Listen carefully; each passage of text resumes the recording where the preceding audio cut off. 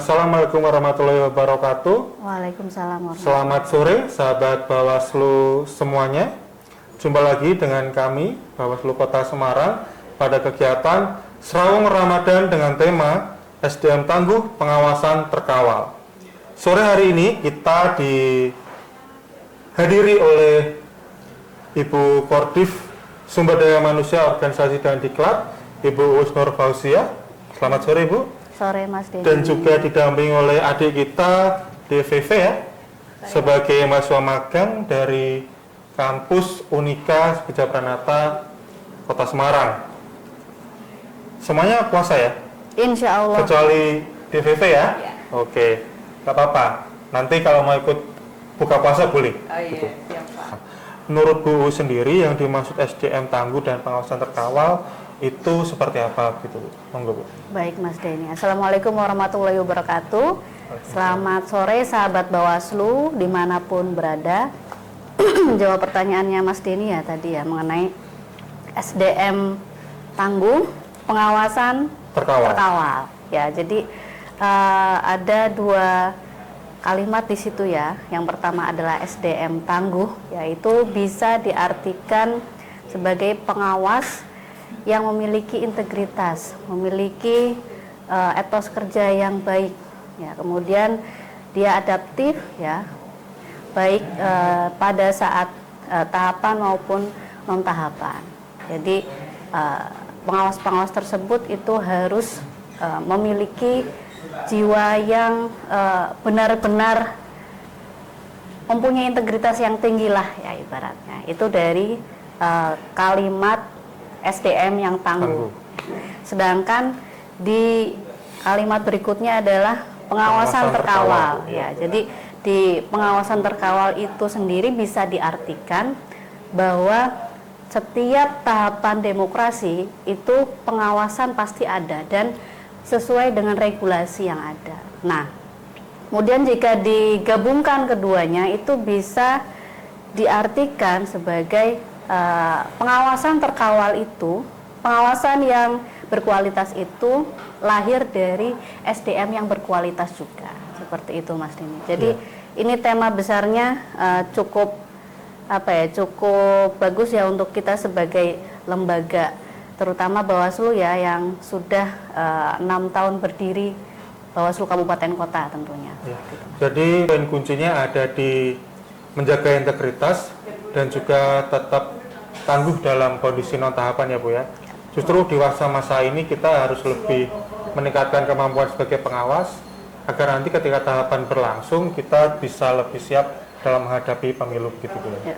Oke Bu, untuk yang selanjutnya masih terkait dengan yang pertama tadi, yaitu ini kepada strateginya Bu, lebih ke situ. Nah, menurut Bu sendiri bagaimana untuk meningkatkan tadi integritas dan juga kesiapan serta mental mungkin ya dari kita di Bawaslu Kota Semarang untuk menghadapi nanti di 2029 gitu Bu. Monggo Bu. Ya, untuk strategi dalam meningkatkan sumber daya manusia yang berkualitas itu kita melalui 3 pendekatan Mas. Yang pertama pendekatan peningkatan kapasitas ya.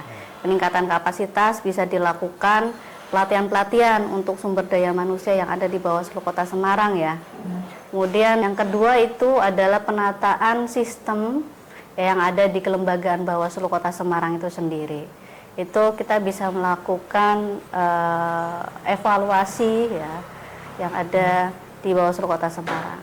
Kemudian yang ketiga itu melakukan pendekatan peningkatan karakter ya, karakter dan integritas itu didapatkan melalui suasana kerja yang kondusif ya, yang positif juga. Jadi kita menciptakan suasana kerja yang positif, iklim kerja yang sehat agar tercipta kualitas kerja yang maksimal juga, seperti itu. Kita perlu penguatan secara internal Bu ya, lingkungan yang kondusif dan sebagainya tadi seperti yang sudah beliau sampaikan. Nah, selain daripada itu Bu, untuk pengawasan pemilu, kemudian pemilihan sendiri, kan memang tidak bisa Bawaslu itu sendiri. Ya. Kita juga harus memberikan penguatan pada ekosistem. Nah, salah satu bagian dari ekosistem itu kan keberadaan mahasiswa sebagai kelompok kritis dan juga sebagai kelompok penekan ini. Nah, dari Bawaslu Kota Semarang itu, khususnya di divisi SDMO, itu kiat-kiat apa atau strategi apa yang kita lakukan untuk bisa membentuk generasi mahasiswa yang tadi seperti saya bilang bisa menjadi kelompok kritis dan juga menjadi kelompok penekan seperti itu. Monggo Bu. Ya, betul sekali tadi ya yang disampaikan Mas Denny bahwa mahasiswa ini mempunyai peran yang strategis ya. Kalau di kita itu ada program magang namanya. Nah, ini salah satu peserta program magang kita adalah Mbak Veve ya dari Unika Sugio Pranoto. Dan seperti ini Mas, jadi program magang ini merupakan suatu program yang sangat strategis ya. Ini merupakan salah satu cara untuk mengimplementasikan Tridharma Perguruan Tinggi. Tridharma Perguruan Tinggi kan ada 3 ya, kalau nggak salah. Yang pertama adalah pendidikan, kemudian penelitian, dan yang ketiga itu adalah pengabdian masyarakat. Nah, ini program magang salah satu program yang ada di dalamnya. Karena program ini strategis, program ini salah satunya kan menggandeng generasi muda kita ya, generasi muda kita yang ada di kampus-kampus. Lah, kita menciptakan semacam silabus juga untuk program magang ini ya.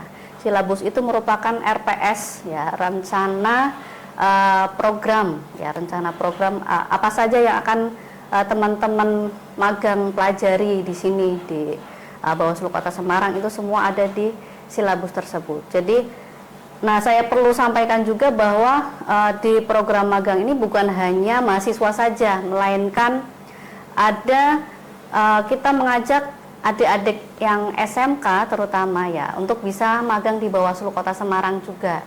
Jadi karena teman-teman di SMK ya itu ke depan juga akan menjadi pemilih pemula, sehingga kita sebagai lembaga yang fokus di kepemiluan itu mencoba untuk meningkatkan teman-teman mahasiswa dan pelajar agar mereka lebih memahami demokrasi itu sendiri.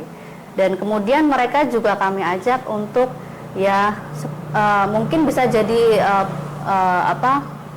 pengawas partisipatif juga. Kemudian teman-teman yang magang juga bisa menjadi peserta P2P ya. Kalau di sini ada P2P, kalau nggak salah ada program P2P. Seperti itu Mas. Kemudian kalau misal langkah-langkah strategisnya tadi kita membuat silabus ya, dan itu terstruktur. Jadi kita membuka program magang ini dari berbagai disiplin ilmu.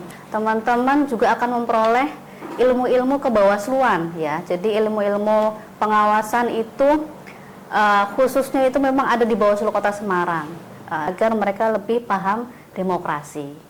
Seperti itu Mas. Iya.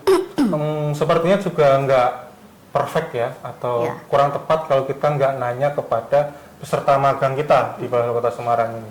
Di sini ada DVV dari Unika. DVV ini dari jurusan Sistem Informatika ya? Sistem Informasi begitu. Nah, tentu ada alasan-alasan tersendiri kenapa DVV ini memilih untuk magang di Bawaslu Kota Semarang kan. Nah, dari DVV sendiri, menurut DVV ini, selama magang di Bawaslu Kota Semarang terkait dengan pola pembelajaran, kemudian terkait dengan keseharian magang di Bawaslu Kota Semarang, yang DVV alami dan rasakan itu seperti apa? Mungkin bisa diceritakan kepada sahabat-sahabat Bawaslu Kota Semarang. Silakan, Dek. Oke, mungkin kita sebagai mahasiswa kan kita belum punya pengalaman ya kira-kira kalau di pemerintahan itu seperti apa. Tapi setelah saya menjalani magang di sini, kita tuh jadi tahu ternyata pemerintahan itu nggak kaku ya kalau kerja. Mereka nggak cuma di depan komputer aja. Sebagai mahasiswa karena kita magang di Bawaslu ya, jadi kita juga diberikan pembekalan berupa materi dari Bawaslu berupa pengawasan. Kira-kira ASN itu harus berperilaku seperti apa sih?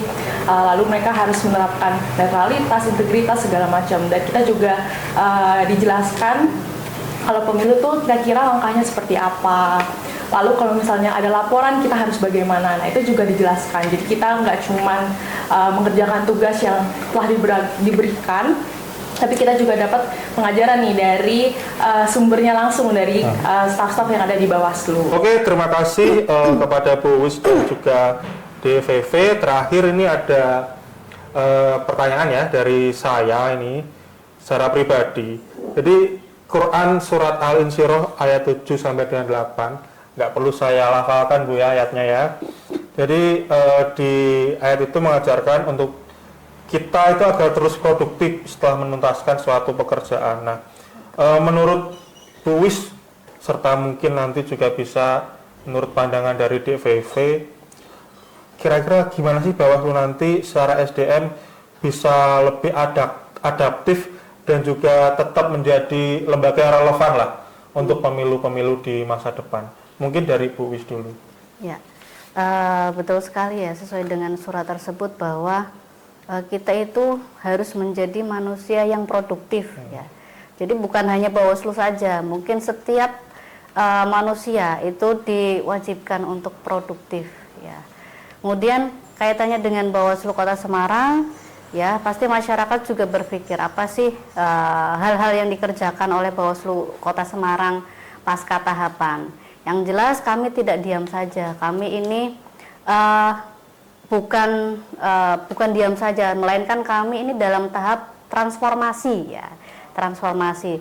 Jadi pasca tahapan ini kami melakukan evaluasi apa-apa saja yang kami anggap ketika pemilu atau pemilihan kemarin itu ada sesuatu yang kurang ya, kurang maksimal.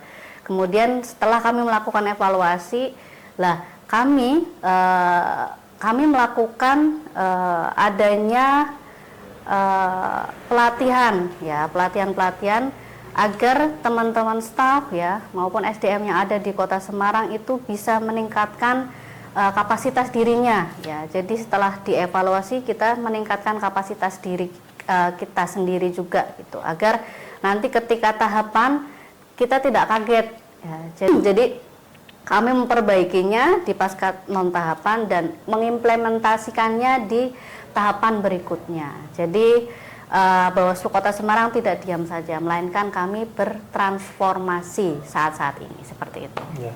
DVV mungkin gimana? Kalau dari saya mungkin yang lebih relevan dengan mahasiswa ya, kalau kita berbicara soal produktif, mungkin untuk Bawaslu itu bisa lebih ke kampus-kampus ya, khususnya kan mahasiswa itu kita sebagai pemilih, khususnya nanti di pemilu 2029 ya. Jadi mungkin bisa memberikan kita edukasi sebagai mahasiswa, kira-kira tahapan pemilu yang perlu kita perhatikan itu seperti apa saja, terutama juga memberikan kita awareness tentang demokrasi khususnya ya, karena kita sebagai mahasiswa kita yang meneruskan generasi selanjutnya kan, jadi kita harus aware dengan hal-hal itu dan mungkin Bawaslu bisa mengimplementasikan hal tersebut. Oke, terima kasih Bu Uwis dan juga DVV. Menarik tadi yang disampaikan oleh beliau-beliau ini.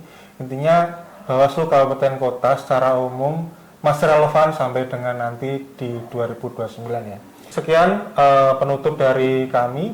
Jangan lupa terus ikuti Bawaslu Kota Semarang pada YouTube di channel kami Bawaslu Kota Semarang dan ikuti terus Serawung Ramadan. Terima kasih. Assalamualaikum warahmatullahi wabarakatuh. Waalaikumsalam warahmatullahi wabarakatuh.